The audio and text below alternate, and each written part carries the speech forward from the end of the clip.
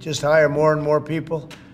You look at Department of Education, it seems like so many buildings I ride by, it says Department of Education. They're all over the place.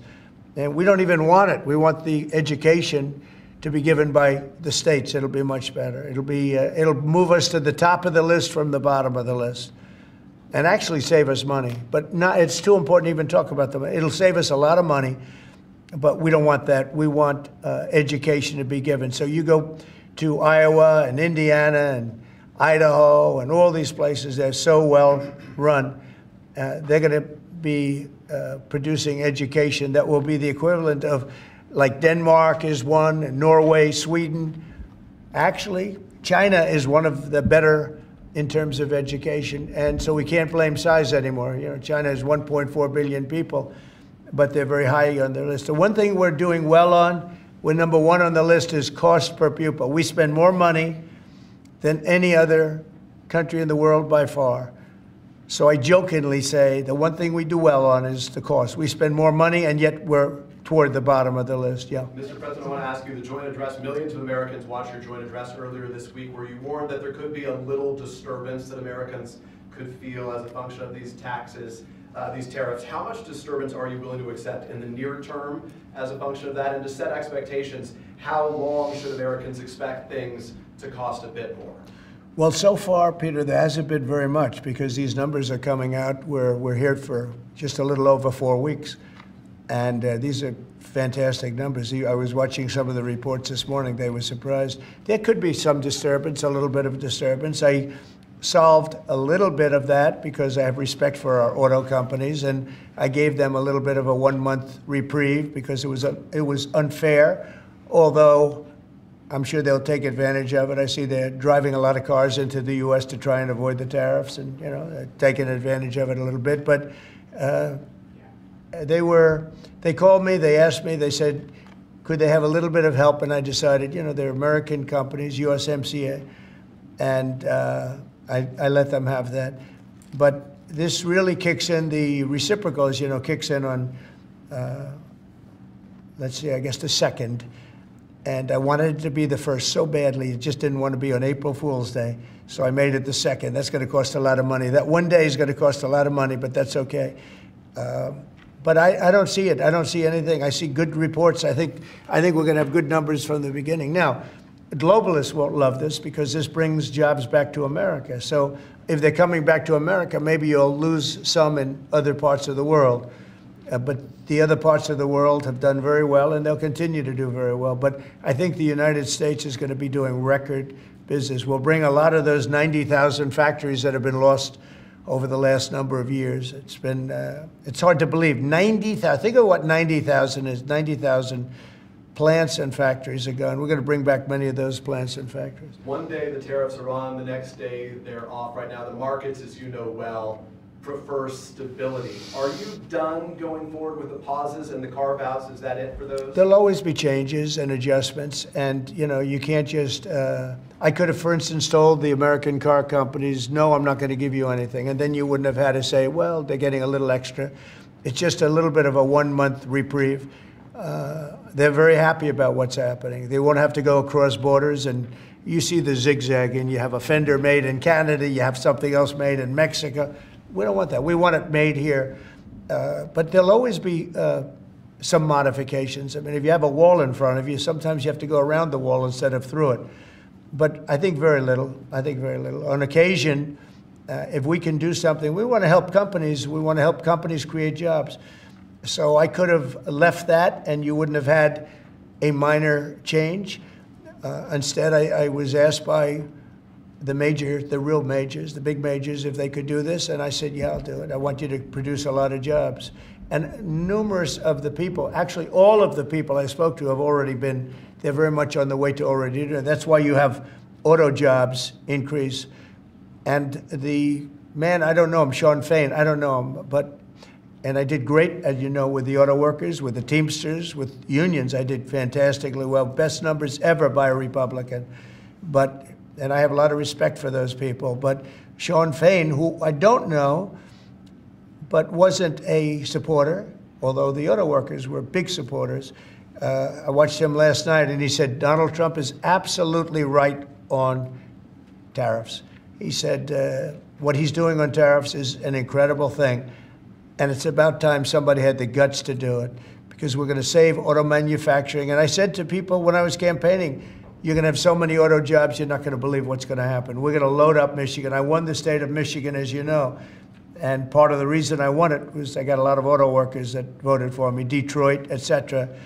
But I think people are going to be very surprised. Yes? Thank you, Mr. President. You mentioned in your remarks chips manufacturing, how a significant percentage is now in Taiwan. You also mentioned it in your address to Congress, and you called on Congress to overturn the CHIPS Act, which had bipartisan support in the last Congress. Why would you like to see this particular law overturned, Mr. President? Because it's hundreds of billions of dollars and it's just a waste of money.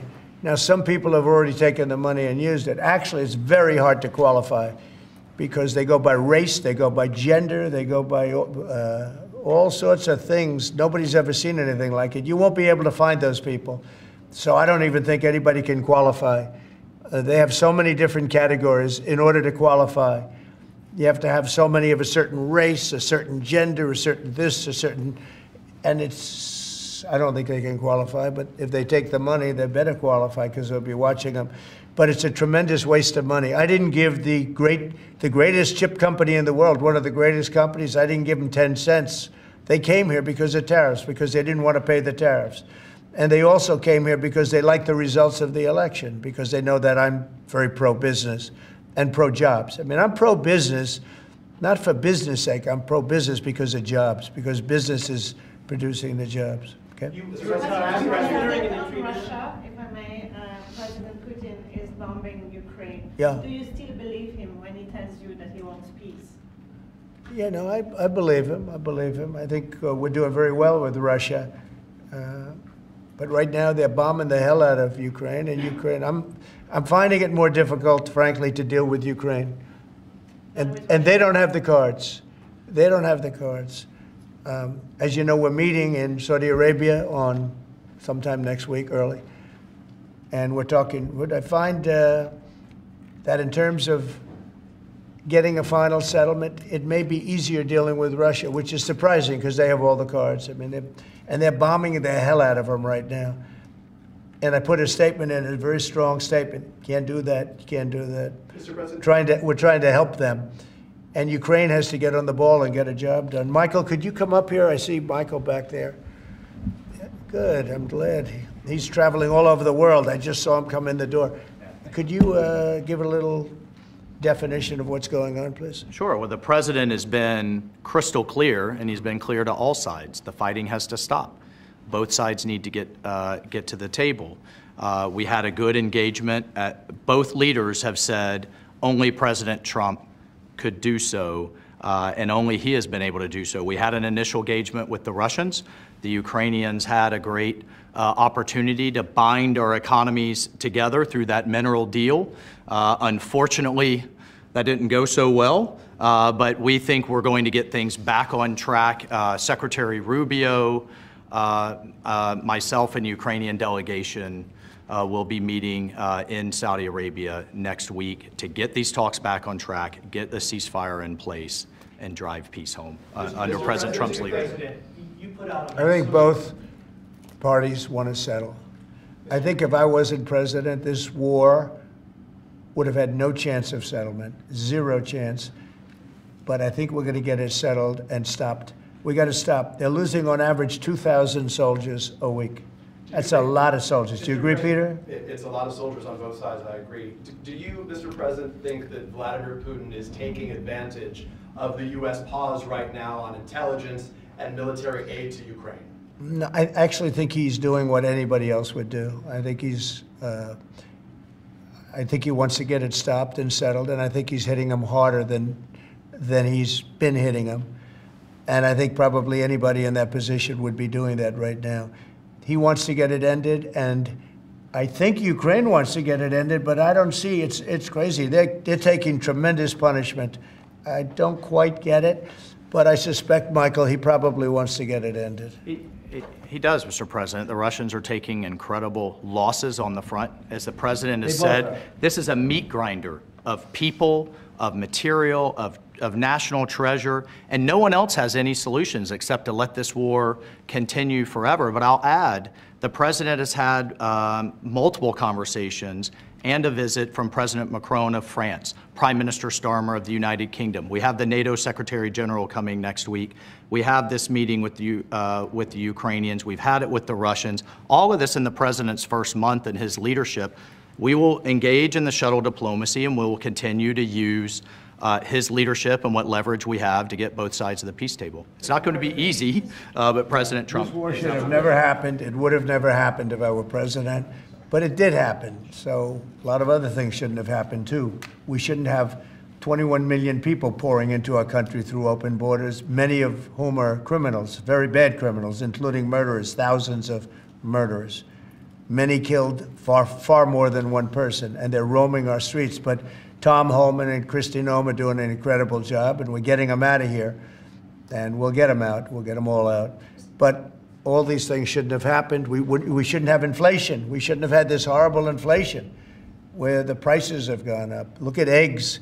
So we're doing a good job. We're doing a good job. President, in regards to the pause on military assistance to Ukraine, you put out on your social media post today that Russia is pounding Ukraine. That's right. Why not provide Ukraine with air defenses? And what happens, Mr. President, when Ukraine runs out of... Well, because good question. Because I have to know that they want to settle. I don't know that they want to settle. If they don't want to settle, we're out of there because we want them to settle. And I'm doing it to stop death, more important than anything else. Secondarily, way down the line is the money.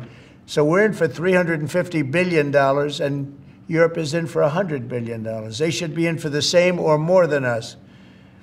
And, you know, I watched over the last week or so what's going on in Europe. This thing could end up in World War III if we don't get it settled.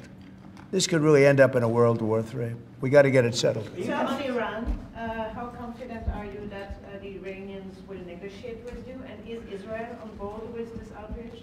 Yeah, I saw the hostages the other day. They came in, people that were not young, some young and some older, much older. And they gave, it was hard for them to do it, actually. They gave statements as to what happened. I was asking, what happened? How was it? I said, did you see anybody in there that was kind, like out of the hundreds of people that you were seeing, Hamas? Did some of them wink at you and say, don't worry, you're going to be okay, or give you a piece of bread, or no? I said, were there any people that were, like, kind? I was shocked. The answer was nobody. There was nobody. Just the opposite. They'd be slapped and punched. One man broke his ribs. He couldn't breathe for a month. It was brutal. I was so surprised. Could you think there'd be a couple of people that would be kind, that would say, you're going to be okay? But they had none of that. It's pretty amazing. Brian? Thank you, Mr. President. He's a kind person. Well, according to... Although not to Zelensky, he wasn't. Well, you know what, that's another But to Trump, he's conversation. been good. Yeah. Go ahead, Brian. Nice tie, by the way. Look, we coordinated. Like yours too. Two questions. One on peace. Why don't you think any other European countries are offering a peace deal? It seems like no one's come to the table for peace except for you. Yeah. It's a very good question. Sometimes questions aren't answerable. They're in a very unusual position. They don't know how to end the war. I think I do know how to end the war. Despite the Russia hoax, I've always had a good relationship with Putin. And, you know, he wants to end the war. He wants to end it. And I think he's going to be more generous than he has to be. And that's pretty good. That means a lot of good things.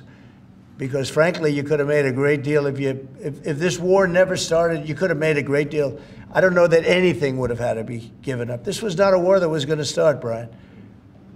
And it didn't start. For 4 years, somebody said, well, how do we know that? Well, for 4 years, it didn't start. I used to speak to Vladimir about it. I used to speak to him about it at length. It was the apple of his eye, but there was no way he was going in. And he knew, there were going to be consequences. But it did start. I mean, think of what happened. Inflation, You have the war with Ukraine and Russia, that wouldn't have happened. October 7th would have never happened. Israel, they had no money. Iran had no money. Iran was stone cold broke, and now they have a lot of money. And that's going to be the next thing you'll be talking about is Iran. What's going to happen with Iran? And there'll be some interesting days ahead. That's all I can tell you. You know, we're down to final strokes with Iran. That's going to be an interesting time. And we'll see what happens. But we're down to the final moments. We're at final moments. You can't let them have a nuclear weapon.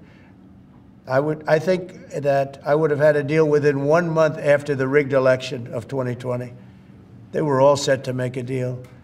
And then when I lost, they saw this person who's a stupid person, very stupid person. And they said, let's not make a deal. And they were right.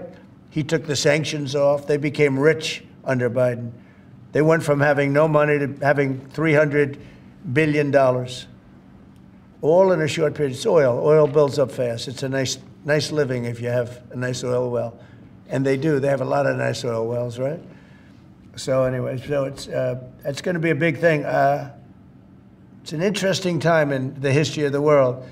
But we have a situation with Iran that something's going to happen very soon.